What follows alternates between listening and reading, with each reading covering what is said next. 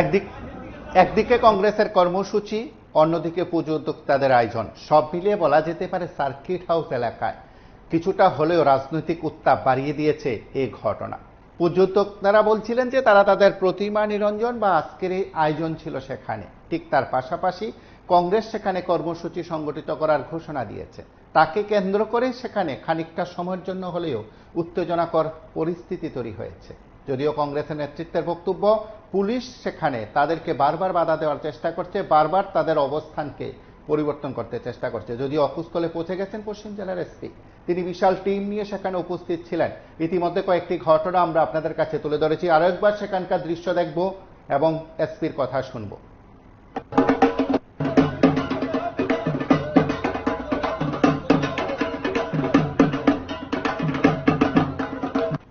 जो कांग्रेस पार्टी है उसका एंड सिचुएशन पीसफुल है। सर उसका कहाँ पर परमिशन था, कौन से परमिशन नहीं था। अच्छा, रैली का कोई परमिशन पुलिस डिपार्टमेंट से नहीं था। दोनों तरफ से उत्तेजित हो रहा है? नहीं, दोनों तरफ से नहीं हो रहा है, एवरीथिंग इज अंडर कंट्रोल। तो सर आपको तरफ से ऐसा ही अभियोग मिल रहा है यहाँ से, तो क्या है इसका रीजन बिहाइंड? तो आपको बताया कि हमने की परमिशन पुलिस डिपार्टमेंट की तरफ से नहीं दी गई है और वहाँ पर कुछ लॉ एंड ऑर्डर सिचुएशन का आवाज हमें हुआ तो उसको हटा दिया।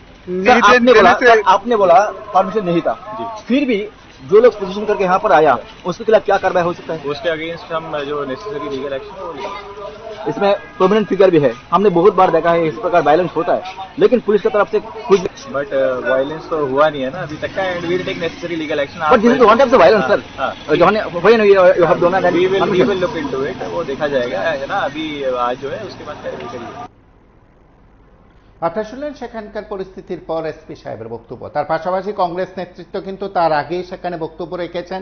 মূলত সেখানে কর্মসূচিকে কেন্দ্র করে যারা পুজো উদ্যোক্তা রয়েছেন, আয়োজকরা রয়েছেন, তাদের সঙ্গে কংগ্রেস কর্মীদের খানিকটা হলেও বাকবিতণ্ডা হয়েছে। উত্তেজনাকর পরিস্থিতি নিয়ন্ত্রণ করতে সক্ষম হয়েছে পুলিশ। কংগ্রেস নেতৃত্বের দাবি, তারা তাদের কর্মীদেরকে আগে থেকে সেখানে নিজেদের মতন করে আগলে রেখে দিয়েছেন, কোনো প্রকার অপ্রীতিকর ঘটনা ঘটাতে দেননি। সব মিলে বলা যেতে পারে এই সময়ের মধ্যে কংগ্রেসের কর্মসূচি, তার পাশাপাশি সেখানে পুজো উদ্যোক্তাদের আয়োজন এবং সেই পুজো আয়োজনের সঙ্গে জড়িয়ে পড়েছেন রাজনৈতিক দলের নেতারা, বলা ভালো শাসক দলের নেতারা।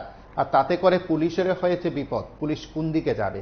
কংগ্রেসের কথা শুনবে নাকি বিজেপি নেতাদের অবস্থানকালে কোনো একটা কঠিন সিদ্ধান্ত নেবে? মহাবিপাকে পড়লেন এই রাজ্যের পুলিশ, আরক্ষা প্রশাসন।